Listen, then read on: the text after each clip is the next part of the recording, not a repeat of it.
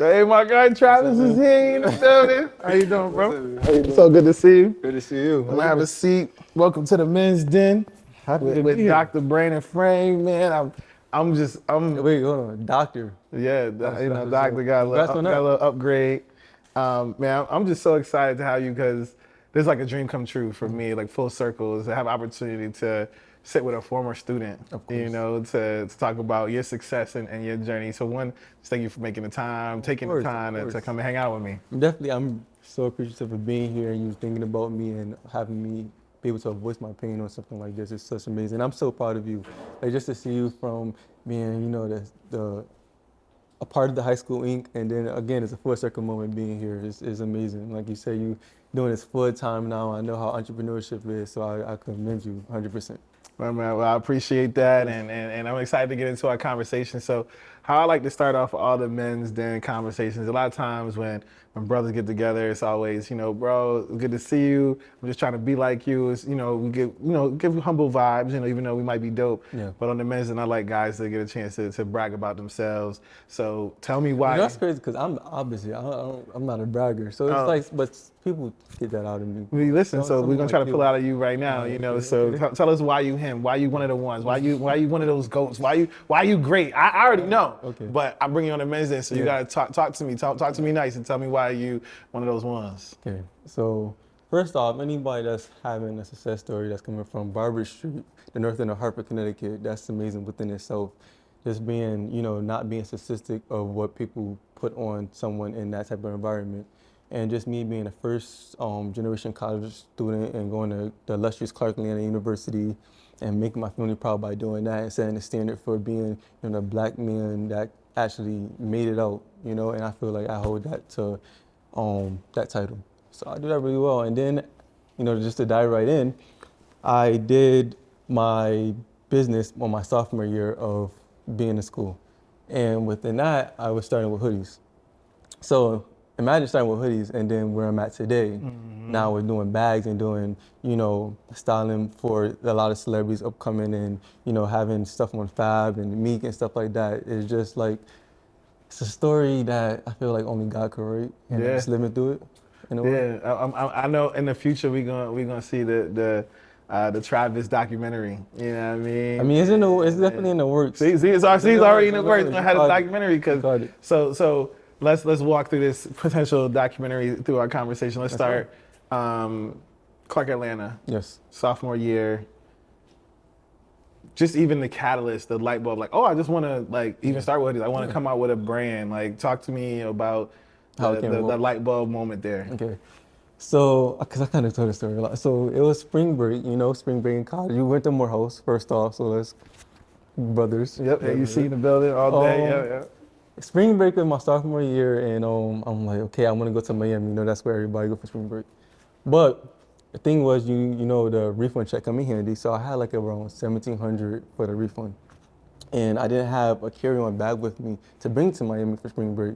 So I think that's when the light bulb hit, and it was like, instead of buying someone else's brand, as usually everybody else does, I'm just gonna make my own bag.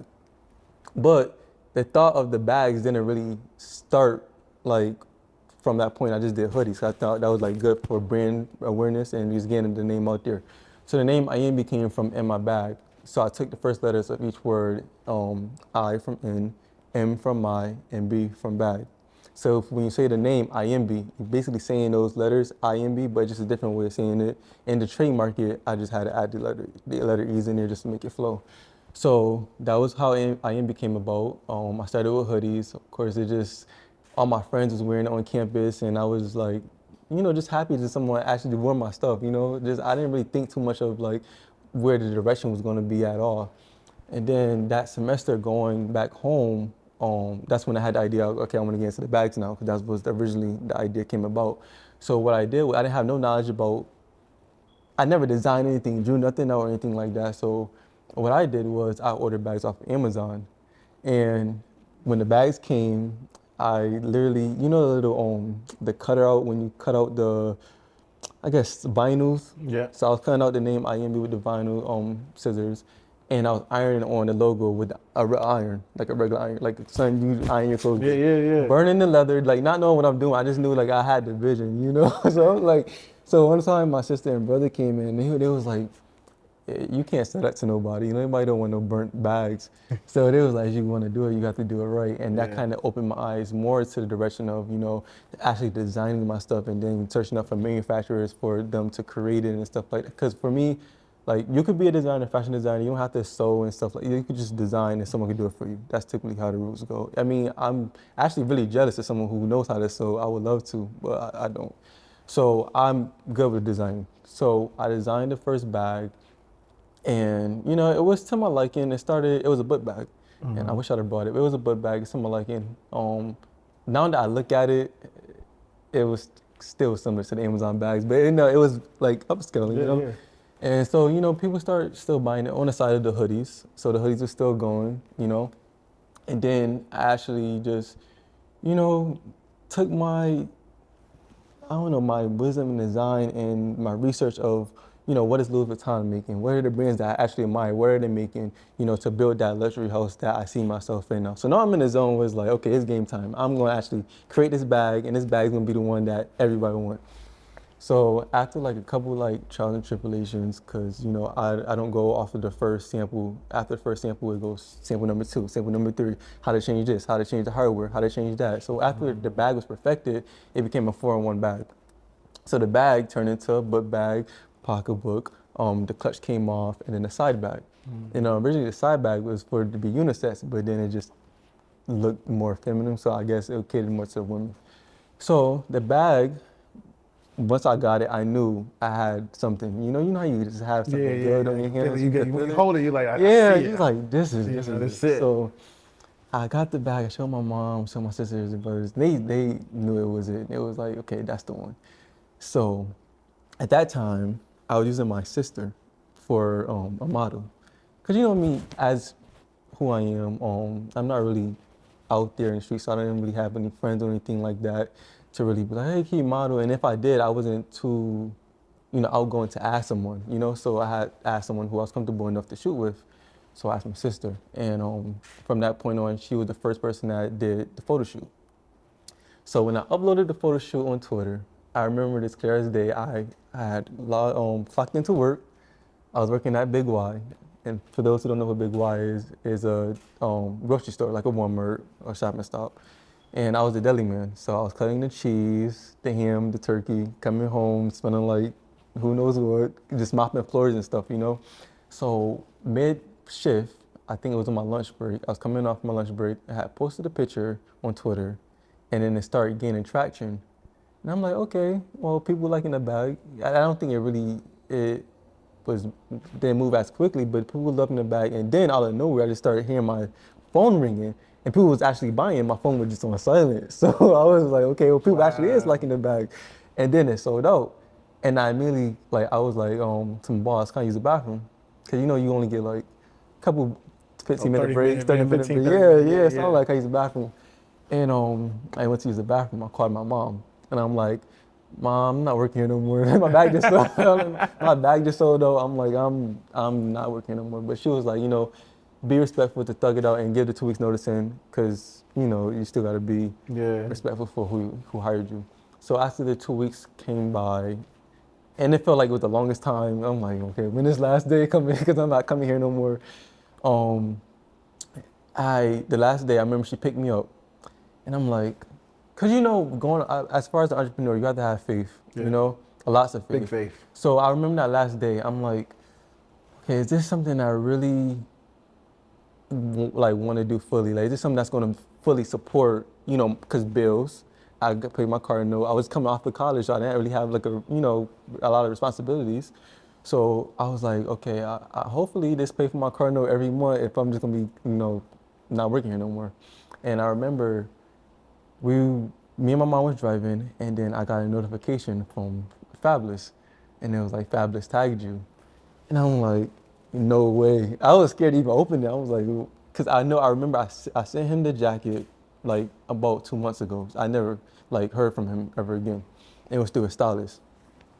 And so when that came, I think that was the first confirmation of God saying, trust in me, I got you. This is something that is meant for you. And like once you put all your faith into him, just it's gonna bother, keep rolling, keep rolling. So from that point on, that's when I was getting a lot of like inquiries on like custom pieces. So that's when I got to sending one to YK Cyrus, which is the R&B singer, doing a custom jacket for Meek Mills and Rick Ross, and it was rolling. So from their point on, I was like, okay, this is what I'm meant to do, is rolling. And that's outside of the bag. It was the jackets. So now I'm handling the jackets in the bag. So it was just everything is going all at once. That's fire. Then I'm like, one day, my sister, she came to me, I'm like, okay, we gotta keep the ball rolling. We got another shoot. She was like, I'm moving to Texas. So I said, oh, who I'm gonna work with now? It's out of my bag. So I'm like, I don't want to ask nobody else. And to this day, I feel like, again, it was something that God brought to me. But further down the line, I'm gonna explain why. But I'm gonna ask my mom to model. And I think her initial answer was no. She was like, I'm not, like, why me? I'm not modeling. And I was like, no, you got it. You're beautiful. You got it. And really, it was just me because I didn't want to ask nobody else because I wasn't comfortable enough to ask anybody else. Yeah. And she modeled the first shoot. I remember we was on a golf course. It was a sunny day, and it was well. I loved it. She don't like it. To the first shoot, she didn't like it. She was like, I didn't like how it looked. I was sweaty and all this, but I loved it. But after the fact, just thinking about it, I think the reason why I used my mom was because the week after my graduation, when my dad passed, it was a reason to honor my parent that was still here living, and that was my reason for using my mom. And then once I seen it was success, I mean, you can't stop something that's good, already successful. So from that point on, the first shoot went well, but then the second shoot is what took it off, because that's when the Shade Room had posted it. Not only the Shade Room had posted it, I got a big cosign from Cardi B on Twitter. So from that point on, I'm like, okay, we got something good. Like, now you can't believe now. Like, you got to model it every time now. So it's Full time. It's a full-time job for you now. So you better, get comfortable. So from that point on, it was shoot after shoot after shoot, hit them more. And it got better and better and better. And I'm like, I woke up one day, I'm like, how did I get here? Like, it would happen so quickly. And it was like, again, it's nobody with God, just off of faith. From that point, I haven't worked since. It's just been 3 years of just me selling bags and living off my creativity. I mean, I love that, living off the creativity. I mean, and then when you think about that scripture, faith without work is dead, right? Yes. You had a faith and you did the work, and so God's gonna take care of you, right? And that's what He's doing, and He's gonna continue to do so. Absolutely. As you move forward. Absolutely. And so, let's just, you mentioned a lot of different celebrities, like, just how does that feel, right? Like, I mean, obviously having your friends wear it, having some people that you don't know where there's a really dope experiences, or you could just be walking somewhere, you're like, my stuff. Just walking by, right? Right? And then you have like people who are like larger than life in some ways, like buying the stuff, wearing the stuff. How does that feel? Where does that take you? It doesn't hit you until, well, for me, it doesn't hit you until about like a month. Like, for a lot of my accomplishments, like being in, Wadsworth Museum, my placement with the bag, I'm in the museum, that didn't hit me till like a month later. I'm like, wow, that really happened. So again, like the fab moment, I was excited at that point, but then I didn't really understand the magnitude of what it was going to be for my brand until I actually like seeing the orders and stuff come in. And it made me realize that I feel like more celebrities should take more accountability into supporting more Black-owned businesses, because they don't know the impact that they have within, what they wear. It's really important when you think about it. You wear the Louis Vuittons and the Pradas and the Balenciagas, but you can also support the small business coming up, because that brings in money into the community, That makes me think about, like, there was that time, we might call them culture vultures, and like the copycat that happens, like, and calling people out. Tell us about that experience, and making sure, like, hey, like, yo, listen, like, this is my creativity, this is my originality. Like, you can't just be taking my stuff in and letting it fly. One time, what happened was I think it was New York Fashion Week, and randomly someone had tagged me in a Twitter comment, and it was like, wow, look what we have here, talking about a reference to a video that Kylie Jenner did with the ad, and it was kind of similar because she was using her mom, and her mom did like a 1-2 dance breakdown, and I don't think people ever seen that before until I think I brought it up, to my knowledge, but I I didn't want to get too much into it because I don't feed off of negativity, but another part of me was like, well, this could be good for business and sales because I know if I do respond to it, people want to be on my side. Because again, I'm not saying they're vultures, but it happens when you have someone in that magnitude that doesn't really talk to their team, but just putting their name on something. It's their team jobs to look into the things that's happening on social media and know, oh, we can't do that because somebody else did that. So I'm not necessarily blaming them. I'm blaming the people that works for them in a sense. But at the end of the day, it was a good business sell day. So I don't really regret responding to it, but I think I could have handled it a little bit more differently. Okay. I mean, I think just like we as entrepreneurs, black creatives, Yes. people just be because we come up with so much dope stuff, and some not only difference is maybe it's a following or a certain amount of capital, right? Yeah. And then it's like, yo, you can't just be coming in doing that. So you mentioned this, and I want to talk a little bit more about the Wadsworth, right? Like that's a big museum in Hartford, Connecticut, and It's the oldest. in In the United States of the America. oldest museum in the United States of America, and you were on display, right? Tell me about that feeling, like like you come up with something and like you're in a museum, Yeah. right? Like it's like a museum, Tell me That's about that. another full circle moment because with the second shoot when I used my sister, you're not supposed to and you're not allowed to record with the flash. So they didn't want us recording at all the video and recorded the blue Tiffany bag in the museum. So when we recorded and we released it, what had what makes it for circles because the director of the museum had seen it on social media because it went viral. He was like, "That's the Wadsworth. Like, how did they do that?" Like, he was actually like fascinated. Like, how did they even make that happen? Because you're not supposed to do that. And that's when he reached out to me. He was like, well, we love the video so much. How about we just display it in the entrance? And that could kind of showcase to people in Hartford that, this is someone that's from your own community. And this is someone that's in a place that's so high valuable with so many other artists and creatives. Why not do it? So it was a full circle moment because we was not supposed to do it.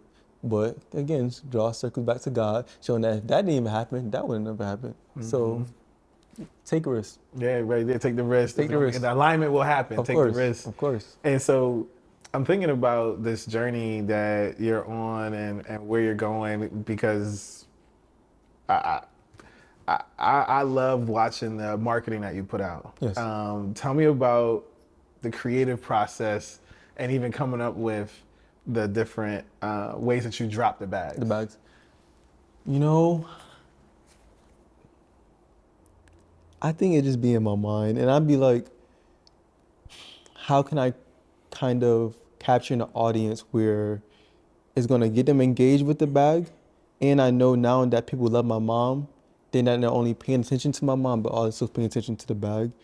So how do I actually tie that in all together? And I think it's because it's like the fashion of like what my mom was wearing into the shoot, how it matches the bag. Not only that, just the creativeness of the ideas. And I kind of just, always do mood boards of people who inspire me and like past commercials and stuff like that. Because again, like something I feel really deeply about is you have to do your research. You have to do the research of people who came before you, people who inspire you. And not to say copy, but, it can be some type of inspiration and you make it your own, and give them credit, and that's what, as far as my marketing, I feel like I majored in business with a concentration in marketing, but I don't feel like Clark taught me how to market a brand, It was more so like, okay, how to work behind a desk and work a 9 to 5, I think marketing is just, it lives on someone who's creative and within themselves. It's something that can't be learned. It's just within you, Yeah. Facts. I mean, I think a lot of undergrad marketing programs, like you're just like, oh yeah, you learn these basics, the foundations, so Yeah. that you could go work for somebody. Not Yeah. necessarily like, what does it look like to create for yourself or build your own brand. So tell me about a little bit more this jacket and now getting into styling and the celebrities and how what's that like? So with the jacket, what I came up with the jacket because it was more so a reference of the Adam and Eve. It was creation of Adam and Eve. So it was a fire jacket, and it had like the paisley prints around it and stuff like that. And I think that also broadened my idea of a brand because now I'm not only doing bags, I'm doing jackets. I'm doing so much more further than that now that I think with me, maneuvering with different lanes, it made me think of it like this is not something I'm just selling online. This is actually a brand. It's a business. It's going to open doors to so many other avenues, so many other different products. You have glasses, you have ties, you have shoes. So it's not just the bags, not just the jackets. So I think with working with more than one product, it made me realize that this is something that's going to be boom, boom, boom, boom, but all comes together and is under one roof and is under the brand IEMBE. So, oh man, like I got so many questions. So I'm gonna go back a little bit. Go back to Barber Street. Yep. Um, Barber. Fred Wish Yes. School. It's not even open. Oh, It's shut down, which is unfortunate. There's no schools, no Waverly shut down, Clark, wow. See, Freddie Wish. that's how Yeah. I know I've been away for a little Yeah. bit. Even high school link. When you were a student, so first, you was a valedictorian, at And you high know what's school. crazy? I I bring that up like periodically, and people don't ever believe me. Cause maybe I feel like I'm like the smartest, dumbest person you could ever meet. Like I'm very smart, but I'm very like slow. So when I say I was valedictorian, you're like, no, it wasn't. I was like, okay, I'm gonna bring it up, and I'll show my speech. That's something to be Yeah, proud yeah, of. like you. But maybe because it was like 50 students. I don't Nah, know. You think so? about 110. Okay, But I'm trying to still, make it. It valedictorian. is big. It's major. Was fashion, styling, Yeah. and I'm asking like, cause high school ain't insurance and finance. Yeah. In high school, we trying to get people getting 9 to 5, keep it a stack, right? Yes. That's part of like the program was. The idea of like just wanting to be in fashion, like was that Yeah. even something even in high school? That's something you were really, like that's what you knew Focus that you wanted to on? be in that space no matter what. I don't necessarily think I was thinking about that at that time, but I also always knew that fashion was something I was surrounded by because like my mom and my dad, they would come to parent teacher conference. My dad would have like a mink on, and my mom would have like on a fur coat. And at that time, I used to be embarrassed. I used to not want them to come to parent teacher conference. I'm like, it's only parent teacher conference. Why are y'all showing up? Like, y'all like, like, why are y'all showing up like that? But now that I look at it, I think I was always influenced because I was surrounded by that type of fashion, and so I think it was always meant to be, but I just never seen it until later on down the life path, when I actually took the step of being into it, I do think always like going to high school and it was a business high school and then I majored in business in college. I always knew it was going to be a profession where I was somewhere around business, I just never knew that it would be something fashionable. Yeah, no, definitely. I was just wondering, just thinking about it, because I mean, we're pushing insurance and finance on everybody, Yeah, yeah. and then now you got this huge business focused on so much, because there's so much that you can do. And like I said, I love how you're saying, oh, we could do so many different types of products, Yeah. and even the tie. I love the tie. I mean, I learned how to tie a tie at high school. You're the first one who taught me how to tie a tie. So Definitely no. This is fact. So, what? Where do you see? Actually, before I go there, Okay. tell me about how you take care of yourself. Right, this is the men's den, and a lot of times Yes. I like to make sure I get into a conversation just about us, just as men, and taking care of ourselves, our own self care, our own mental health. Yes. What do you do? Like, especially entrepreneur journey, right? It go like this, Yes, absolutely. And so, how do you take care of you and make sure that you're good? So, and some days entrepreneurship could definitely get you down, because it'd be like, why is it not going as as good as I wanted to be and stuff like that. I think truly my go-to is to be surrounded by someone that's going to always push you and motivate you and remind you that there's a purpose of the reason why you're doing this, and also remind you that God is always working. It's always a reason why. It's always a reason why. In the timing of the season that you're in, it could be a reason why it's down, it could be a reason why it's up. It always works for you. And I think that I have a couple people, but of course my one person will always be my mom, to remind me that you're gonna be one of those ones. You're gonna be up there with the Lewis Vuittons and the Balenciaga. Like, you're gonna be up there. And I think if I didn't have that support system, I probably would have stopped a long time ago. Yeah. I would have definitely stopped a long time ago, because I'm a person where again, I have like a lots of faith, but I have to always be reminded of, like, you know, I think I downplay myself a lot, my accomplishments. I don't really think too much about it. And I think someone, like, as far as my mom, to remind you, like, do you know you just, was in the Bosworth Museum? Do you know you just, like, she's there to always remind me of those big moments and know, like, you did that when you was only 1 year into your business. You're only 3 years into your business. You're gonna quit right now when you're only 3 years in, when you have so much time left. So I feel like with me, having that great support system is what actually brings me back to a smooth reality. Why do you think that is? Just as sometimes as black men, like the downplay, the trying to just keep it humble, or like not bigging yourself Yeah. up. Like where does that come from, and why? And how do we really try to move forward past that and be like, nah, I'm that Yeah. guy. That's a great question. I feel, for me, I actually don't really, for me, I don't really know. I think I was always a person just to never really be overly confident, and I was always very timid. I never really showboated or talked that much, as far as, being in high school. And I don't know. I actually don't know the answer Yeah. to that question. Like, I think it's just really just, you don't want to, once you, like, overly confident, which somebody can be, maybe that's a turn off to other people and think, okay, you're better than everybody else.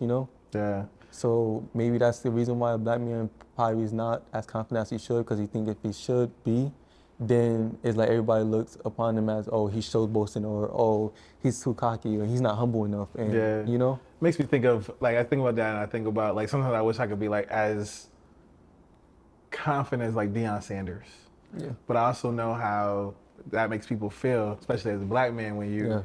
you do that, especially when you're like maybe still trying to grow. You're like, but he was like that even before he was a Hall of Famer and stuff, and like how to move like that. So something I think about it myself. So I was asking just your thoughts, because I'm like, sometimes I'm always one that I'm like mostly really nonchalant, chill, and then like it's like you gotta have people like your mom. My mom's like that, and others that be like, nah, you that guy. You got Like, your whole podcast right now. You're doing what you're supposed to do. Like that. You're supposed to always remind yourself that. And I think I do a better job, like, again, reminding others instead of reminding myself. So again, I think it's someone that should always be in your circles for that to happen and remind you. What's been You have a lot of great moments over these last 3 years. But what's been a defining moment for you that was one of the moments that you just like can't even comprehend like how amazing this moment is? It is not necessarily, okay, I have one business and one personal. Okay. Personal would be graduating. And I think it was because it was a time where I had all my favorite people there in one space. My grandma is 92 years old. She came on a plane to see me graduate, walk across the stage. I could only imagine how it felt to raise someone from Barber Street and then watch him walk across the stage, and it's like a I did it moment type. And I also think with my dad, he was battling with dialysis. He also went on a plane because he wasn't gonna make it, and he was like, no, I have to see my son walk across the stage. And I feel like with having that last moment with my dad, I feel like he waited just to see that happen. You know, for him to pass like 2 weeks later, it was all. I knew it was for him to wait to see like I need to see my son walk across the stage because that's probably was his most proudest moment as well. And you know, my mom and my parents and my nephew and you know just being there. So being a first generation college student, and you know, my cousins looking up to me, and that was one of my proudest moments. Yeah. As far as business wise, oh my God, it's just so many moments.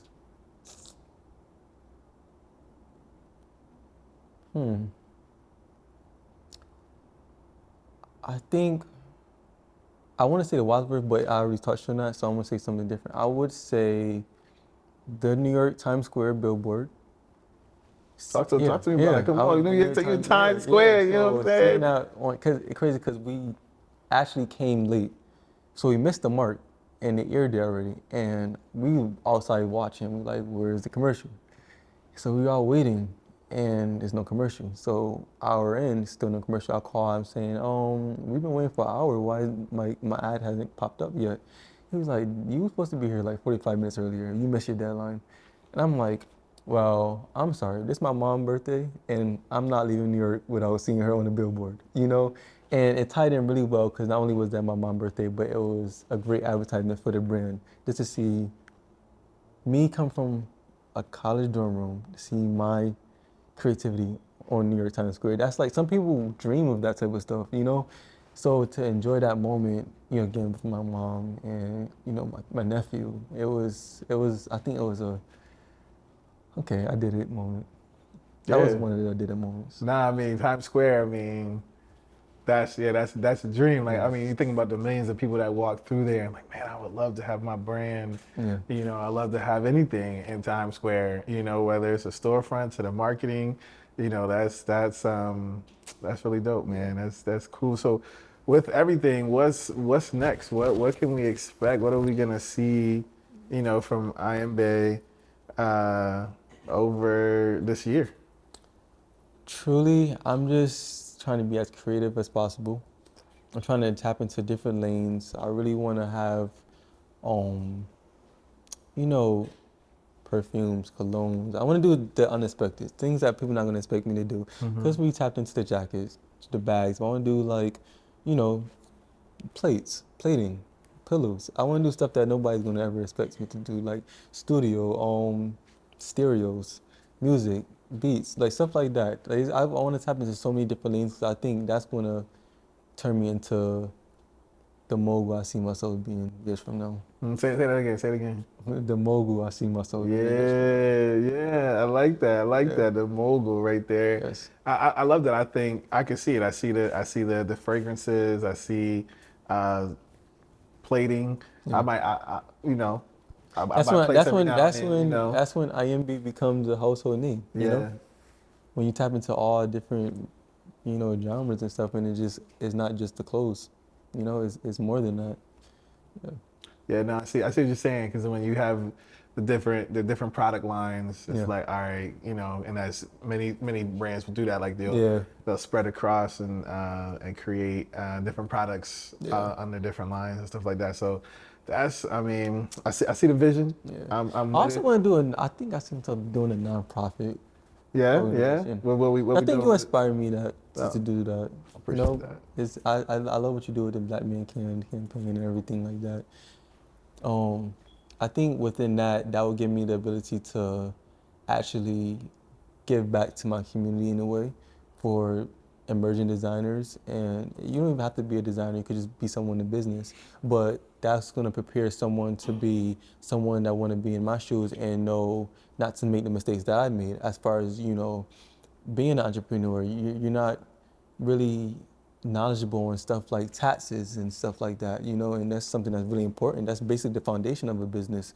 So I feel like within a nonprofit organization, it will help people who want to do business, their own businesses, and you know, teach them things that I wish I would learn when going through my business. As you're building a business, right?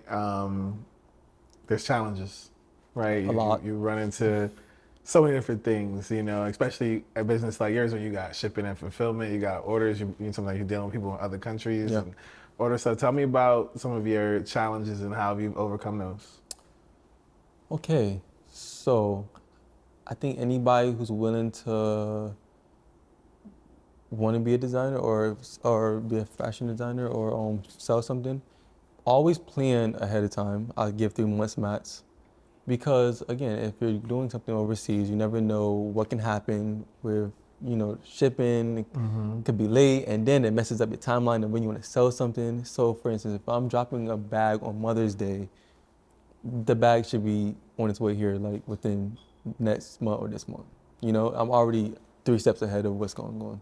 It shouldn't be something last minute where it's like, you create the bag and then it's gonna be here next week. That's not how it happens. You gotta also always plan 4 months in advance. As far as shipping, I think I'm at a stage now where the UPS truck comes to me. I don't drop off packages. No, it gets too overwhelming now. And then I did try to, and it was like, you're carrying too much boxes. Why just have us come get it? So they come to me now. So I'm really grateful for that. And just how does that feel when you see, like, I'm thinking about when you talked about being at Big Y and you're getting them orders, even now, like when you drop a bag, Yeah. it sell out. Yeah. Like, you know what I'm saying? Like that's just tell me about that feeling, like, yo, I'm him, because like, yo, Yeah. I dropped something, it sell out. I feel like it's really important when you're having a brand where you get really personal with your audience or who you're selling to. And I feel like that's the reason why it probably sells out as quickly, because it's someone who, one, falls in love with the brand, what it means, what it values, family, creativity. I'm not gonna drop nothing that's trash. I think people all know that at this point. Like whatever I drop is gonna be something super fire, something that nobody ever seen before. So I feel like when I do drop something and it goes crazy and viral on social media, it's because it's something that, one, is IEMBE, and they know it's gonna be quality. They know it's gonna be, valuable down the line. So I feel like building an audience where, for me, I have about 30,000 subscribers anyways. So if I don't post nothing at all, I could always just send an email out. So building an audience, people who's going to gravitate to your work is going to be the one that's going to share, comment, like, and want to see you win. I love what you just said too about having like the subscribers, because something that people are constantly talking about, and we definitely talk about the Black Man Can, is that email list and those phone numbers, because the truth of the matter is, with social media, we don't own it. So if Instagram go down tomorrow, and which it probably did like last week. It did. It went down for 30 minutes. Like, oh, that's 30. That's 30. And even as far as like them about to plan to ban TikTok, it's like, okay, so many people thrive off of TikTok and businesses, and if that goes down the hill, then like, what are people doing? So it's really important to have those subscribers and email listers and people that's gonna find you no matter where you are. That's the audience that's gonna stick with you through thick and thin. That's the audience that when Kylie posted was on my side, because they know my creativity and know how much I care about my marketing and put my all into it. So the people that's gonna fight for you.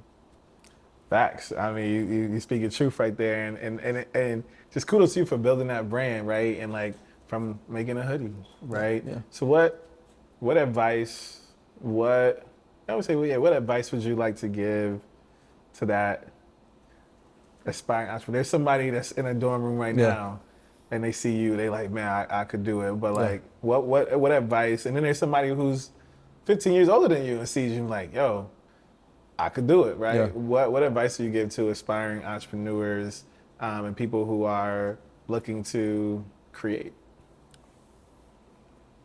Okay. Something that I think people should... Firstly, again, God first. Put God first in anything you do. Within Him, you're going to win regardless. Always. 2, really be passionate about it. Because people are going to see that like, if you're not passionate about something you're doing, and you could, for instance, if you're selling this coat, right? What I would do if I was selling this coat, I'm not gonna just take a picture with my iPhone. I'm gonna do a whole marketing video to promote this cup. that makes people engage in what you're selling because they see that you really put in 10 toes down on what you're selling. You know, it's going to captivate your audience. It's going to want to make people want to buy it because it's creativity, it's marketing, you know? So I feel like you got to be passionate about it. And when you're passionate about something, you're going to work harder than anybody to sell what you're selling, regardless. Have to be confident, which I feel like I have to learn more myself, but you do. You have to be confident in what you're selling. I feel like I'm confident in what I'm selling, but I'm not as confident within myself. But I do know whatever I do create is hot. So I'm going to be confident about what I'm selling. Um, Consistency. You have to be really consistent. It's going to be times where, you know, it's going to be down days, up days. You don't stop. You keep going because at the end of the day, you give up tomorrow, you never know. Your win could have been next week. You know, you just never know. So I think the consistency is definitely within any field. You got to keep going, keep at it. You know, this, you know, you got to keep going with the podcast. You know, some days it might be, you know, videos that is not performing as well, and then you get a video that's hit 1 million views. You know, what happened if you would have quit on that video that didn't really do as well, you know? So be consistent within everything you do. And I think that really touches, Puts on everything. yeah. One thing that's Oh, wait. yeah. Don't think about the money. Do not think about the money. I think people are so driven within the money that it controls how much effort they put into the business. You know, I think it was times where, you know, I was doing really well, but I also was spending more than what I was bringing in. But it's just because I was so passionate about it that I didn't care about the money. I didn't care that I had $100 in my bank account when I was selling out bags, because at the end of the day, I'm putting the money back into the business and I'm investing into the business. I'm not getting the money and then buying jewelry and stuff like that to be flashy. I'm putting it back into the business, so I know it's always going to be a return. If I continue to work hard, it's going to come back to you. So don't ever care about the money and saying, oh, it's not working as much as I wanted it to be, and I'm not getting a return on my investment at that moment. You know, I feel like once you invest in yourself, it's like no way you can't lose. You know. One common thread through just having this conversation with you is faith. God, where does that come from in terms of having that as a source for you? My mom. Yeah, I think growing up, she used to bring me to school, church, since I was like 8 years old, ushering.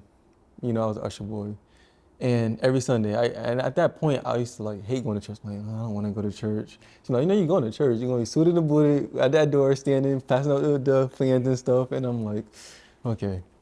And I think with that being instilled within me within an early age, you know, it was kind of like, that's all I kind of knew, you know? And, you know, always being surrounded by it, I think I see it all the time. I see it with me being raised on Barber Street and then where I'm at today. I see with my mom, you know, I don't really touch too much on her story, but her struggling with, you know, drugs and stuff like that. And then now, where she at today, she's coaching people, you know, what not to do, you know, as far as like helping them out. And it's just like stuff like that is nothing but God and the faith and just having faith within him. And he could turn your story around so quickly, you know?